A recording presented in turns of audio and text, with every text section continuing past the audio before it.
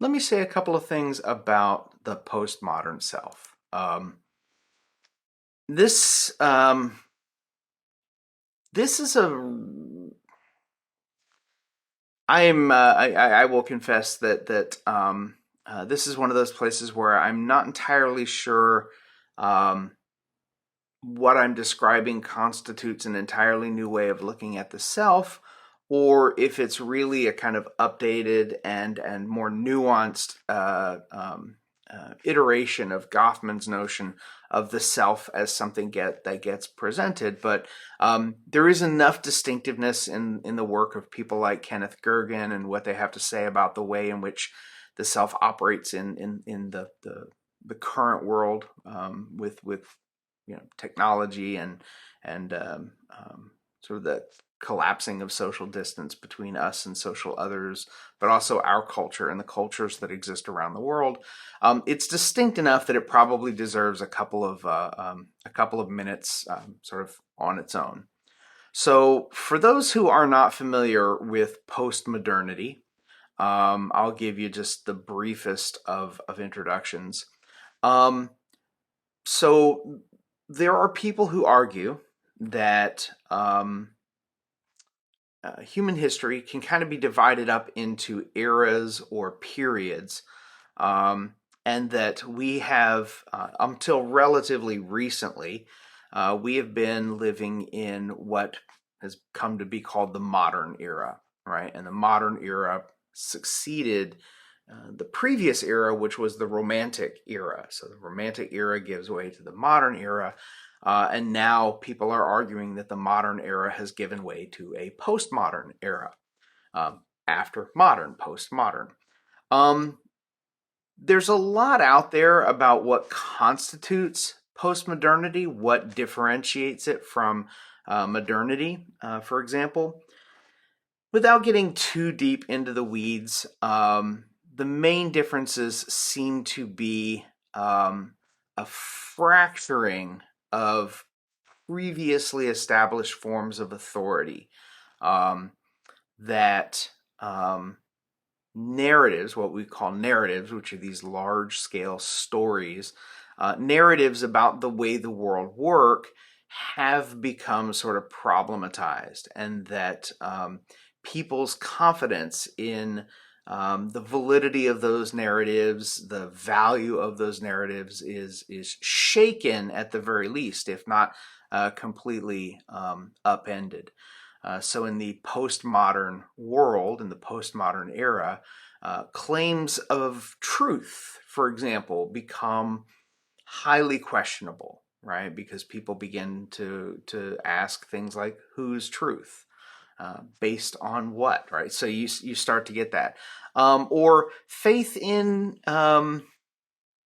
previously well-respected sources of authority and guidance, like science, for example. Science in the 20th century got a lot of deference um, um, from sort of the rank and file members of our societies around the world, because it was assumed that science was going to lead to better outcomes and create a better life for people. But it was also clear that science could unleash all kinds of really horrible things on the world. Some people argue that the postmodern era began when the United States dropped the atomic bombs on Japan at the end of the Second World War. In those two instances, the promise that science would lead us to a better world was kind of sort of revealed to be, at the very least, only partially true, because science was also clearly capable of taking us to some very dark places. So, who knows, right? There's no definitive correct answer for when postmodernity begins and when modernity ends, or even that postmodernity has begun and modernity has ended, right? That's a contested sort of claim. But nevertheless, there are some people who argue that the technologies of the late 20th and now the very early 21st century have had some really profound effects on some things that were previously just sort of taken for granted. And among these commentators and critics is this guy, Kenneth Gergen, who writes extensively about a kind of postmodern social psychology and a notion of postmodern selfhood. And for him, the the thing that seems to be the driving force behind this newly emerging way of thinking about the self is what he calls social saturation, right? And social saturation is essentially a kind of dramatic expansion in the range of relationships that we can have, real relationships, virtual relationships, even imagined relationships, in which we as individuals are increasingly engaged. So we can be many, many, many different selves with many, many, many different others in a wide variety of places and environments, right? Contexts. So the person you are in a face-to-face relationship with somebody who lives, say for example in your neighborhood, could be one of your identities. It could be one of yourselves. But then you could also have an online relationship with somebody in another country. And because of the way that the technology allows you to sort of manage the flow of information about yourself going to these other people with whom you're interacting, you can be a very different kind of self. There's a very funny cartoon from the New Yorker magazine from decades ago now, where there are two dogs, right? And one is sitting at a desk in front of a computer, the other sitting on the floor next to the dog on the chair, and the dog on the chair is saying to the dog sitting on the floor, on the internet, no one knows you're a dog. Which is kind of funny, right? Because they're dogs. But when you think about the non-literal meaning, as somebody who is unattractive or undesirable, the nice thing about the internet and internet dating was that people didn't know that you were unattractive. They didn't know that you were unappealing. They didn't know that you were a dog. And because these technologies work in such a way that they can foster different relationships, they can also give us, this is one of the really amazing things about this, they give us access to resources to assemble selves that we're going to present, right? So you may have grown up in a predominantly rural, mostly white, mostly Christian environment, but the internet allows you to explore different cultures and even bring elements of those cultures to you through things like Amazon or something like that. And you can actually create an identity. You can create a self drawing on cultures that you've never actually immersed yourself in, right? You can be that that kind of vegan Buddhist, whatever, because even though there aren't any models for that in your immediate community, there are models for that all around the rest of the world, and the technologies of saturation allow you to sort of go out into that broader world in a way that, in the 1800s or even the early to mid 1900s, you really couldn't do that. I mean, you could do it if you had the money to travel the world, but many, many people did not.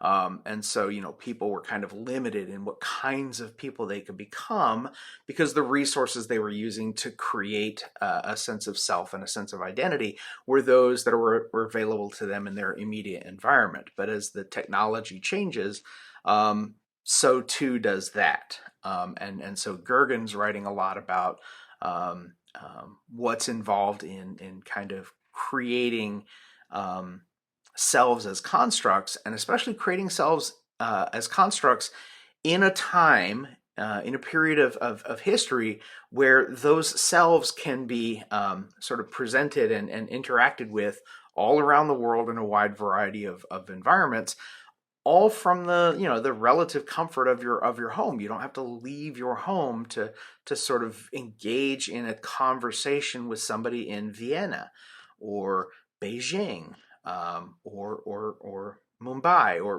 wherever, right? You can literally go anywhere in the world, or almost anywhere in the world, for interaction through these technologies, even without literally leaving your house, because again, the technologies permit it.